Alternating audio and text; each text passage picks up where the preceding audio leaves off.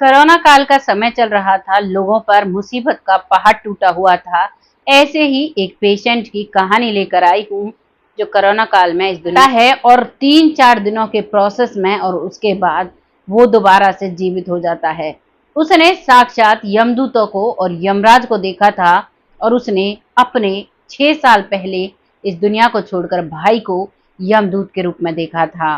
दिल्ली के नागलोई की ये सच्ची कहानी है। कहानी को सुनकर आपको वाकई में बहुत ही डर लग सकता है, बहुत ही सोचने पर मजबूर हो जाएंगे कि हमें अपने कर्म कैसे करने चाहिए। नमस्कार, मैं महक चौधरी आज आपके सामने फिर से एक सच्ची कहानी लेकर आई हूँ, जो कि दिल्ली के नागलोई इलाके से हमारे सामने आई है। इस कहानी में एक परिवार है, उस परिवार में एक परिवार का मुखिया है, उसकी पत्नी है, उसके बच्चे हैं और वो जो मुखिया है उसका नाम है सर्वेश कुमार, जो कि सेल्फ डिफेंस में काम करते हैं दिल्ली की। और वहां पर अपना काम करने के साथ साथ अब वो अपने जीवन को बहुत अच्छे से जी रहे हैं।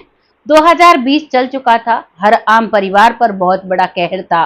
कोई भी बाहर नहीं निकल सकता था, किसी को भी आजादी से घूमने की कोई आजादी नहीं थी। सभी लोग बहुत परेशान थे और वही परेशानी का दौर अब सर्वेश कुमार के घर में चलने वाला था। उसे बिल्कुल भी अंदाजा नहीं था कि उसके साथ क्या होने वाला है। वो अपने एक जो पुलिस वाला है, वो एक दोस्त होता है, उनके साथ किसी काम से बाहर जाते हैं और जब वो थोड़ी ही दूरी पर चलते हैं तो उनका शरीर बहुत तेज बुखार से तपने लगता है और इतनी टूटन महसूस होती है कि वो उनसे कहते हैं कि मुझे तो यहीं पर उतार दो। और मधुबन के एक पार्क में उन्हें उतार दिया जाता है। करीबन 2 से ढाई घंटे वो वहां पर बैठे बैठे लेट जाते हैं। उन्हें नहीं पता होता उन्हें क्या हुआ। फिर थोड़ी देर बाद उन्हें होश सा आता है। वो सोचते हैं कि चलो डॉक्टर को दिखाया जाए और वो डॉक्टर को दिखाने के लिए जाते हैं। वहां पर जाते हैं, डॉक्टर 3 टाइम की मेडिसिन देते हैं और उन तीनों दिनों की मेडिसिन को लेकर अब सर्वेश बहुत अच्छा फील करने लगते हैं, बहुत अच्छे से। अब सोचते हैं कि बीमारी थी, हो गई, चलो कोई नहीं, ठीक हो गई है। अब फिर से अपने रेगुलर काम पर तैनात और फिर से एक दिन का गैप जाता है। तीसरे दिन उसे फिर से ऐसी ही टूटन, ऐसा ही महसूस होने लगता है। फिर उसी डॉक्टर के पास जाते हैं और वहां जाकर कहते हैं कि सर, एक बार मुझे दवाई दीजिए। आपकी दवाइयों से पहले मैं ठीक हो गया था, लेकिन फिर से मुझे वही परेशानी हो रही है। अब की बार और भी बहुत ज्यादा दिक्कतें आ रही हैं। डॉक्टर उन्हें फिर से वही दवाइयां देते हैं और अब की बार वो दवाइयां उनको आराम नहीं करती हैं। वो फिर से उन दवाइयों को लेने के बाद उसी डॉक्टर के पास जाते हैं तो डॉक्टर कहते हैं कि आपका कोरोना टेस्ट होगा, क्योंकि ये सिम्टम सारे जो दिखाई दे रहे हैं कोरोना के हैं। तभी डॉक्टर एक टेस्ट कराते हैं और सर्वेश टेस्ट को बहुत राजी खुशी कराता है, लेकिन वो कोरोना पॉजिटिव पाया जाता है। अब पूरे घर में इस खबर का फैलना, और आप भी समझ सकते हो 2020 में हर परिवार डरा हुआ था। किसी को छींक भी आ जाया करती तो चारों तरफ डर का माहौल बन जाया करता। और वहां तो इस पेशेंट को कोरोना से पीड़ित घोषित कर दिया था, लेकिन पत्नी साथ नहीं छोड़ती है, साथ रहते हैं और फिर एक हॉस्पिटल में बात करते हैं। उसी डॉक्टर के थ्रू एक हॉस्पिटल में बात की जाती है कि वहां पर इन्हें क्वारंटीन कर दिया जाए। तभी वहां से पता चलता है कि उनके 5 लाख रुपए लिए जाएंगे और उसके बाद भी कोई भरोसा नहीं है। अगर कोई बात ऊंची नीची हो जाती है या इस दुनिया से चले जाते हैं तो इनकी डेड बॉडी भी उन्हें नहीं मिलेगी। जैसे ही परिवार को और सर्वेश को ये बात पता चलती है तो वो कहते हैं कि ठीक है, हमारा ये रिकॉर्ड आप किसी को मत दीजिएगा, मैं जाकर घर पर ही क्वारंटीन होता हूँ। और वो घर पर एक कमरा लेते हैं, उस कमरे में वो रहते हैं, लेकिन उनकी पत्नी उनके साथ रहती है और अब वो दोनों रहते हैं। लेकिन उसे क्या होता है कि उसे अब बार बार टॉयलेट आने लगती है। वो जो दवाई लेता है उससे उसे बिल्कुल आराम नहीं होता है और वो एक काढ़ा बनाकर लेता है जो उस समय पर चला हुआ था प्रचलन में, जैसे कि गिलोय की बेल हो गई, नीम हो गया, तुलसी हो गई, अजवाइन हो गई और सौंठ हो गई। ऐसी कुछ चीजें जो बुखार का नाश करती हैं, तोड़ती हैं उसे। वैसी चीजों का काढ़ा, काली मिर्चों का बताया जा रहा था सभी को और वो उस काढ़े को पीता है। काढ़े को पीने की थोड़ी देर बाद ही उसे बिल्कुल आराम लगने लगता है और अब वो अपने परिवार वालों से कहता है कि मुझे भूख लगी है, मुझे खाना दो। उस समय घर में कुछ भी नहीं था, मैगी बनी हुई थी। मैगी वो बहुत कम खाते थे, लेकिन उस दिन उन्होंने वो सारी मैगी खत्म की और बहुत अच्छे से पेट भरकर खाना खाया। इस बात से पत्नी भी खुश होती है, लेकिन उसके थोड़ी ही देर बाद उसे बार बार टॉयलेट आना शुरू होता है। वो 10-5 बार तो टॉयलेट जाते हैं, लेकिन फिर वो सोचने पर मजबूर होते हैं कि ये मुझे क्या हुआ है। अब वो बार बार पूरी रात टॉयलेट जाते हैं तो अगली सुबह वो डॉक्टर के पास पहुंचते हैं तो डॉक्टर कहते हैं, जैसे वो सिम्टम बताते हैं कि हो सकता है आपको शुगर हो, आपका शुगर टेस्ट कराते हैं। वो सुबह सुबह ही पहुंच गए थे क्योंकि उन्हें रात गुजारना काफी भारी हो रहा था। खाली पेट जब उनकी शुगर मापी जाती है तो करीबन 350 से 400 के पार थी खाली पेट उनकी शुगर। इस चीज को देखकर वो बहुत हैरान हो जाते हैं और कहते हैं कि चलिए अब आपका भरे पेट का शुगर टेस्ट होगा, उसके बाद आपकी शुगर की दवाइयां चलेंगी। यहाँ पर सर्वेश कहता है कि टाइम का इंतजार करने की क्या जरूरत है, जब खाली पेट इतना है तो भरे पेट तो और बढ़कर ही आएगा, आप मेरी दवाइयां शुरू करिए। वहां पर उनकी दवाइयां शुरू की जाती हैं, लेकिन उसे दवाइयों से कोई आराम नहीं मिलता है। वो घर आ जाता है, घर आने के बाद उन दवाइयों को लेता है, लेकिन अभी भी वो बार बार टॉयलेट जा रहा था। लगभग 1 से 1.5 दिन में उसमें से 7 किलो वजन कम हो जाता है। आंखें अंदर गड्ढे में घुस जाती हैं, बिल्कुल ऐसा हो जाता है, चेहरा पीला पड़ जाता है और अब उसमें चलने की क्षमता तक नहीं रहती है।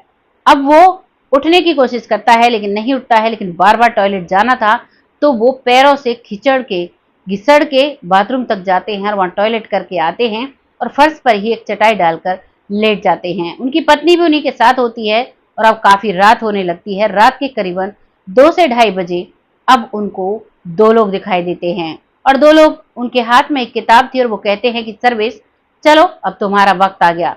सर्वेश एकदम से खड़ा होता है तो वो देखता है कि उसका शरीर अभी भी वहां पर लेटा हुआ है, लेकिन वो खड़ा जो महसूस कर रहा है, अपने आप को बहुत स्वस्थ महसूस कर रहा है।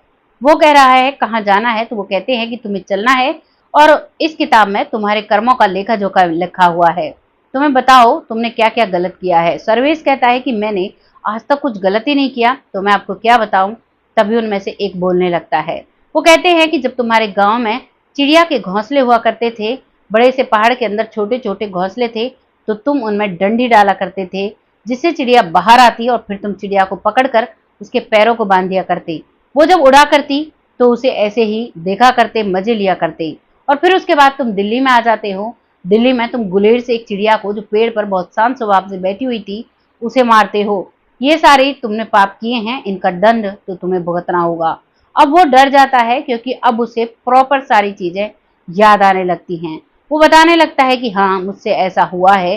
और वो बताते हैं कि एक बार तुम अपनी दुकान, जो तुमने चावल खाद की दुकान, चावल खाने की दुकान खोली हुई थी, उस दुकान में तुम तराजू रखा करते थे। उस तराजू को अपनी चारपाई के नीचे रखा करते थे और तुमने कबूतर, खरगोश और खरगोश के बच्चे पाल रखे थे, जिनमें से 3 खरगोश तुम्हारी उस तराजू की वजह से इस दुनिया से चले गए।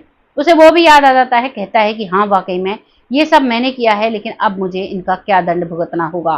क्योंकि उन्होंने अब तक जाना था सर्वेश ने कि जो लोग ऐसा पाप करते हैं उन्हें गर्म तेल में तला जाता है, उनकी जिंदगी बहुत कठिन होती है। इसी वजह से अब वो डरने लगता है। इतने में ही वहां पर एक रोशनी आती है और रोशनी के साथ एक बहुत ही सुंदर इंसान वहां पर आता है। ना उनकी दाढ़ी मौछ थी, उनका शरीर नॉर्मल लोगों से थोड़ा अधिक था, लंबा सा चेहरा था और चेहरे को देखकर ऐसा लगता था कि मानो जीवन की सारी कमियां पूरी हो गई हों। कभी भी ऐसा मन नहीं करता कि इनसे कोई सवाल करें या इनके सामने से हटें या इनसे नजर हटाएं। वो उन्हें देखता है और वो जो व्यक्ति आता है वो उसे देखता है।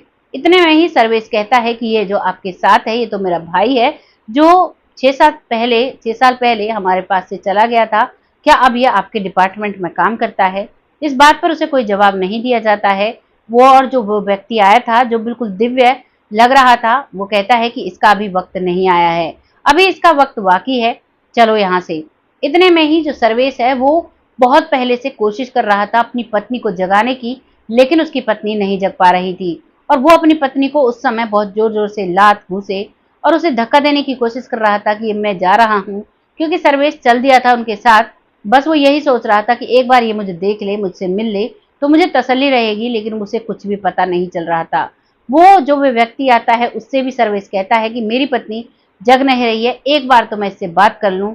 और अब वो जैसे हाथ पैर चला रहा था, उसको इतनी तेज गुस्सा लगता है कि वो पत्नी उठकर बैठी हो जाती है और कहती है कि तुम तो कहते हो तुम्हें जान नहीं है, अब इतनी जान से क्यों मारा है कि मेरी गर्दन जो है वो बहुत दर्द कर रही है। वो उठ जाता है, उससे सर्वेश बात करने लगता है और सर्वेश अब ठीक हो चुका था और वो तीनों लोग वहां से जा चुके थे।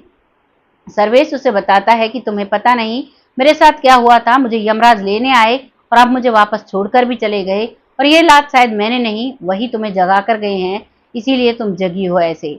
उनसे ये बातें करता है और बहुत ही हैरानी में होता है। इन सब बातों को सुनकर उसकी पत्नी को पहले यकीन नहीं होता है, लेकिन जब वो इतनी गहराई से बताते हैं तो सभी बातों पर उनकी पत्नी को यकीन हो जाता है और अब वो खुशी खुशी रहते हैं। करीबन 1 महीना बीतता है। 1 महीने के बाद फिर से शुगर टेस्ट कराया जाता है तो अब की बार उसका शुगर खाली पेट 109 आता है। डॉक्टर कहते हैं, यार तुम तो बहुत जल्दी ठीक हो गए, शायद हॉस्पिटल में भी इतनी जल्दी ठीक नहीं होते। तभी सर्वेश उल्टा उनका धन्यवाद कहता है और कहता है कि कोरोना के समय में अगर आप मुझे वहां भेज देते क्वारंटीन होने के लिए तो शायद मैं जीवित नहीं बचता। ये सब आप ही की मेहरबानी है। और आज वो बहुत अच्छे से जिंदगी जी रहा है, लेकिन उसके जीवन में इतना बड़ा बदलाव आया है कि वो अब किसी के भी साथ कोई भी झूठ फरेब कुछ भी नहीं करता है, सबके साथ सच्चाई से रहता है और अपने जीवन के कर्मों को बहुत अच्छे से बना रहा है। ये थी कहानी सर्वेश की, जो कि दिल्ली के नागलोई से है। आपको कैसी लगी कमेंट सेक्शन में जरूर बताना। और अगर किसी को डाउट है तो आप यहाँ बताए गए एड्रेस पर जाकर देख सकते हो, उनसे बात कर सकते हो, वो आपको अपबीती जरूर बताएंगे। अब वक्त आता है उन लोगों का जो लोग हमें सपोर्ट करते हैं, बहुत अच्छे से हमारी वीडियोस पर कमेंट करते हैं, जिनमें सबसे पहला नाम जमुना जी का है, जो बहुत अच्छे से सपोर्ट करती हैं, बहुत प्यारा कमेंट लिखती हैं। आपका तहे दिल से धन्यवाद। ऐसे ही अपना सपोर्ट हमारे साथ बनाए रखें। अगला नाम आता है मंजू जी का, जो बहुत अच्छे से सपोर्ट करती हैं, बहुत प्यारा इनका कमेंट होता है। ऐसे ही अपना प्यार मेरे साथ बनाए रखें। अगला नाम आता है संदीप चौधरी जी, जो बहुत अच्छे से सपोर्ट करते हैं, बहुत प्यारे प्यारे कमेंट लिखते हैं, सिस्टर कहकर संबोधित करते हैं, बहुत अच्छा लगता है। ऐसे ही अपना सपोर्ट हमारे साथ बनाए रखें। अगला नाम आता है विपिन कुशवाहा जी, जो बिटिया कहकर हमें मान सम्मान देते हैं। उनका आशीर्वाद ऐसे ही हमारे सर पर बने रखे, भगवान उन्हें लंबी उम्र दे और वो खुश रहें। ऐसे ही उनका सपोर्ट हमारे साथ रहे। आप सबसे बस यही छोटा सा एक आशा है, एक उम्मीद है, वीडियो को पूरा देखें और अगर चैनल आपके में सब्सक्राइब नहीं है तो उसे सब्सक्राइब जरूर करें, क्योंकि जमुना जी ने कहा था कि उन्हें चैनल बहुत देर में मिलता है, तो उन्हें सब्सक्राइब करना होगा। उसके लिए सबसे पहले जो लाल कलर का बटन होता है उसको दबाइए, उसके आगे घंटी का निशान आता है, उस पर क्लिक करिए। अब जब भी मैं वीडियो डालूंगी तो आपके फोन पर सबसे पहले नोटिफिकेशन जाएगा। इस तरीके से आपको हमारी वीडियोस मिल जाएंगी। और अगर आप नहीं कर पा रहे हैं तो किसी बच्चे से करा लीजिएगा, सब्सक्रिप्शन का बटन हर बच्चा बच्चा जानता है। वीडियो आपको जैसी भी लगी है अपनी राय कमेंट बॉक्स में लिखिएगा। तब तक सब आप खुश रहें, आबाद रहें, बच्चों के साथ खुश रहें और अच्छे कर्म करें और बच्चों को भी अच्छे संस्कार दें। बहुत जल्द ऐसी कहानी के साथ आती हूँ, तब तक जय हिंद, जय भारत।